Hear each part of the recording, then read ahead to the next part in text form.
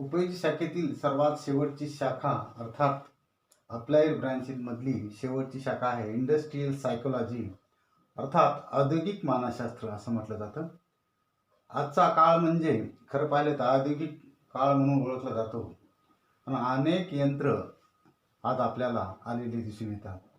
तेव्हा खरं तर व्यक्तीचा जागा आज यंत्राने घेतलेली आपल्याला दिसून येते. म्हणून औद्योगिक क्षेत्रामध्ये अनेक प्रकारची क्रांती झालेली आपल्याला दिसून येते. तर या औद्योगिक क्षेत्रातील काम करणाऱ्या सर्व कामगार व्यक्तींचा, मालकांचा व कंपनींचा अभ्यास या औद्योगिक मानसशास्त्र या शाखेत केला जातो. इथं चित्र दाखवलंय. कामगार व्यक्ती आणि यंत्र यांचा सहसंबंध या शाखेमध्ये आपल्याला येताना दिसतो. आजकाल बऱ्याच प्रमाणामध्ये कामगारांची संख्या कमी करून यंत्र मागवण्यात आलेली आहे. कारण अनेक कामगारांचं एकच यंत्र काम करताना दिसून येते. त्यामुळे उत्पादन क्षमता वाढलेली आहे. त्यामुळे कामगार आणि मालक यांच्यामध्ये संघर्ष वाढू शकतो. तर तेव्हा त्यांच्याशी सहसंबंध कसा राहावा या कंपनी मालक आणि कामगार या संबंधासंदर्भात औद्योगिक मानसशास्त्रामध्ये अभ्यास केला जातो. याच्यामध्ये कर्मचाऱ्याची निवड आहे, कार्यभार देणे आहे. बऱ्याच वेळा मोठ्या प्रमाणामध्ये एखाद्या कंपनीमध्ये कर्मचाऱ्याची भरती केली जाते. तेव्हा कामगार निवड करत असताना त्यांची गुणवत्ता लक्षात घेऊन त्यांची निवड करणे आवश्यक आहे आणि त्या पद्धतीनं त्यांना कारभार देणे हे महत्त्वाचं कार्य इंडस्ट्रियल सायकोलॉजीमध्ये केलं जातं. तसेच त्यांना प्रेरित करायला पाहिजे. चांगलं काम केल्यानंतर त्यांना प्रमोट करणं गरजेचं आहे, त्यांना प्रमोशन देणं गरजेचं आहे. तेव्हा कर्मचाऱ्याचं काम झाल्यानं त्यांना समाधान मिळायला पाहिजे.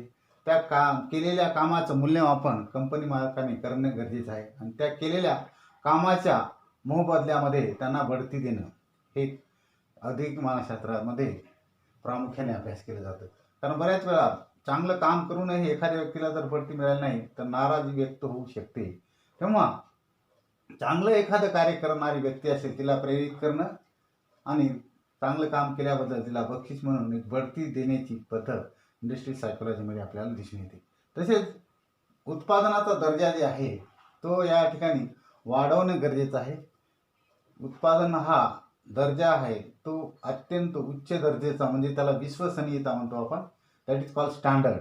मग हे स्टँडर्ड पद्धतीनं ISO मार्कनं असणं गरजेचं आहे की ज्याची जाहिरात केल्यानंतर ग्राहकापर्यंत ते पोहोचणे सहज शक्य होईल. तर अशा प्रकारचं ग्राहक त्याला मग उत्पादनाला खरेदीसाठी विशेषतः रिस्पॉन्स देऊ शकते. म्हणून ग्राहकाचे मानसशास्त्राचा अभ्याससुद्धा या इंडस्ट्री सायकोलच्या मालकांना करण्याची गरज आहे. कारण कोणत्या प्रकारची जाहिरात करणे, जाहिरातीवर कशा प्रकारचा ग्राहकाचं आकर्षण निर्माण होईल व खरेदीवर आपला मोठ्या प्रमाणामध्ये होईल या संदर्भामध्ये अभ्यास इंडस्ट्रियल सायकोलॉजीमध्ये केले जाते. म्हणून ग्राहकाचे मानसशास्त्र हे इंडस्ट्रियल सायकोलॉजीना करणं अत्यंत गरजेचं आपल्याला दिसून येतं. Psychologists work for the employees management in the organization and discover fact about working hour, rest period and worker fatigue. Organisation psychology दो वर्ड है, इनके लॉजिक को समझते हैं. ऑर्गेनाइजेशन का मतलब होता है जिधर लोग इकट्ठे होते हैं, लोग मिलते हैं और काम करते हैं किसी गोल को अचीव करने के लिए, किसी स्पेसिफिक पर्पस के लिए काम करते हैं, उसको अचीव करने के लिए काम करते हैं, उसको हम कहते हैं ऑर्गेनाइजेशन. कंसिस्टेंसी काम करते हैं मतलब लगातार डेली रूटीन में काम करते हैं और उस गोल को अचीव करते हैं, उसको हम कहते हैं ऑर्गेनाइजेशन. साइकोलॉजी का क्या मतलब होता है? साइकोलॉजी जो है ना, मॉडर्न डेफिनेशन बता रहा हूँ, एक साइंस है जिसको इस्तेमाल करके हम लोगों की, ग्रुप्स की, इंडिविजुअल, सोसाइटी की, कम्युनिटी के बिहेवियर की, उनके माइंड परसेप्शन को समझते हैं, उनके एटीट्यूड को, उनके बिहेवियर को समझते हैं, उनकी थिंकिंग को समझते हैं, वो कैसा सोचते हैं, कैसे उनकी थॉट्स फीलिंग्स को समझते हैं. सब कॉन्शियस एंड कॉन्शियस ये भी इसके अंदर कवर हो जाता है साइकोलॉजी के अंदर. तो बेसिकली बात हो रही है कि इंडस्ट्रियल साइकोलॉजी क्या होती है या ऑर्गेनाइजेशनल साइकोलॉजी क्या होती है. इंडस्ट्रियल साइकोलॉजिस्ट जो होता है ना, वो काम करता है क्या, किस पे काम करता है कि जो मैनेजमेंट है उसको इम्प्रूव किया जाए, जो उसके अंदर काम कर रहे हैं एम्प्लॉयर उनकी परफॉर्मेंस को इम्प्रूव किया जाए. जैसे कि जो लोग हैं ना, जो एम्प्लॉयर होते हैं, इंडस्ट्री के अंदर काम कर रहे होते हैं, उन्होंने क्या देखना होता है, वो कहते हैं उन्हें, वो सोचते हैं कि यार हम थोड़ा काम से रिलैक्स हो जाए, हम बच जाए, तो इन चीजों को जो साइकोलॉजिस्ट है वो अपनी मैनेजमेंट की परफॉर्मेंस को बढ़ाने के लिए, ऑर्गेनाइजेशन की परफॉर्मेंस को बढ़ाने के लिए दूसरों की साइकी को समझता है और उनके मुताबिक उनको डील करता है। जैसे मैं आपको एक एग्जांपल देता हूँ, जो एक एम्प्लॉयर है उसको एक ऑर्गेनाइजेशन के अंदर रहने के लिए क्या चाहिए? सैलरी चाहिए, सिक्योरिटीज चाहिए, उसके बाद ये रिस्पेक्ट चाहिए। ये 3 फैक्टर अगर उसको नहीं मिलेंगे तो वो आपकी इंडस्ट्री को छोड़ देगा। तो ये चीजें हमें कैसे पता चलती हैं? हम जो साइकोलॉजिस्ट होते हैं, जो मैनेजमेंट के ऊपर बैठे होते हैं, उनका काम होता है कि वो इन चीजों को देखते हैं। अगर आपको कोई सलूट मार रहा है कंपनी में, आपको सलाम कर रहा है, तो आपको सैलरी नहीं मिल रही, आप कभी भी काम नहीं करेंगे। तो ये चीजें वो देखते हैं कि किन चीजों की वजह से हमारी इंटरनल एम्प्लॉय जो है वो परेशान है, या किन चीजों की वजह से हमारी परफॉर्मेंस जो है वो अच्छी नहीं है। जैसे एग्जांपल देता हूँ, रेस्ट पीरियड होता है। एक एम्प्लॉय जो 8 घंटे काम कर रहा है, उसको आधा घंटा या घंटा रेस्ट पीरियड चाहिए, तो वो रेस्ट पीरियड लेता है और साथ खाने पीने का ब्रेक अलग से लेता है। तो ये क्या होता है, मैनेजमेंट, ये जो साइकोलॉजिस्ट होते हैं, ये उसके रेस्ट पीरियड में ही उसे कहते हैं आप रेस्ट कर लें और साथ आप खाना खाना। तो इसका क्या होगा, टाइम बच जाएगा। जो उसने अलग से रेस्ट का टाइम लेना है और अलग से लंच ब्रेक लेना है, वो दोनों टाइम को इकट्ठा कर देते हैं, जिसमें वो खाना भी खा लेता है और उसको वो रिलैक्स भी हो जाता है। तो ये चीजें वो क्या होती हैं, छोटी छोटी चीजें देखते हैं, जिसकी वजह से अभी एक एम्प्लॉय जो है कंपनी मशीन में काम कर रहा है, तो वो गलत काम कर रहा है, जिसकी वजह से नुकसान होगा और उसका टाइम वेस्ट होगा, वो पूरा दिन बैठा रहेगा और कंपनी मशीन का भी नुकसान होगा। तो ये जो छोटी छोटी नफ्सियात होती हैं एम्प्लॉयज के, वो कैसे मतलब नुकसान करते हैं कंपनी का, या काम चोरी करते हैं, या काम अच्छे से नहीं करते, या कोई उनके अंदर छोटी छोटी खामी है जिसकी वजह से उनका टाइम वेस्ट हो रहा है, कंपनी के अंदर मसले आ रहे हैं, इनको क्या करते हैं, वो देखते हैं और इनको रिजॉल्व करते हैं। ये होता है industrial organisation psychology, occupational psychology. मतलब एम्प्लॉय की नफ्सियात को समझते हैं और उसको जो छोटी छोटी मतलब खामी है उनको खत्म करते हैं।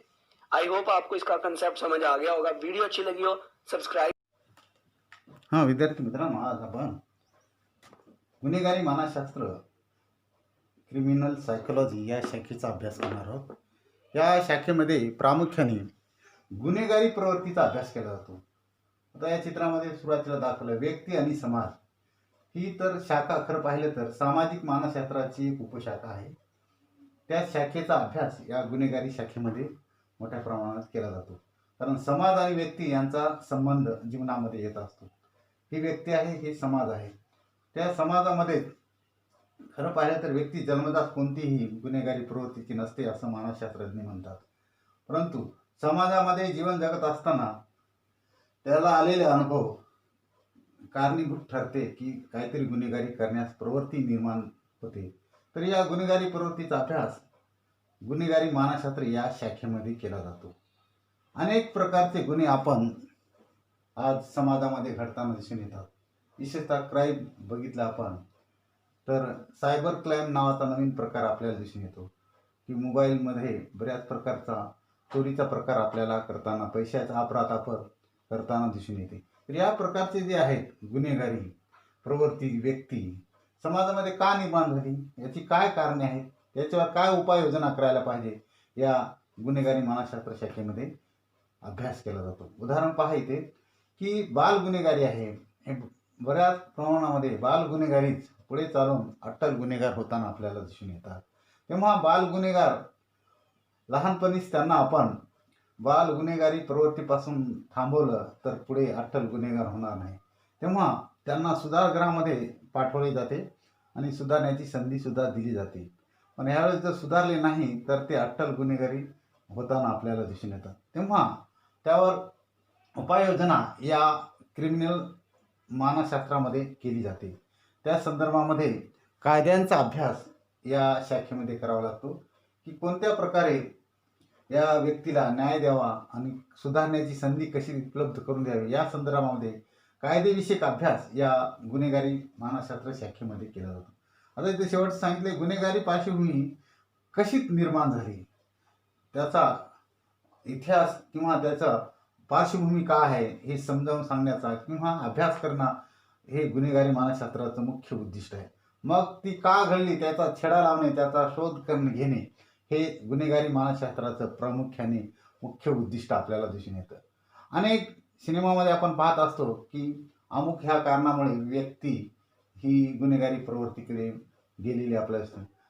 कोणीतरी समाजानं टाकलेलं असतं आणि टाकलेल्या व्यक्तीला मग समाजामध्ये घृणा निर्माण होते. कोणी त्याला पालन पोषण करत नाही किंवा त्याला खाण्या राहण्यापासून समस्या निर्माण होतात. अशी व्यक्ती एकमेव कुटुंबाचा सदस्य असते.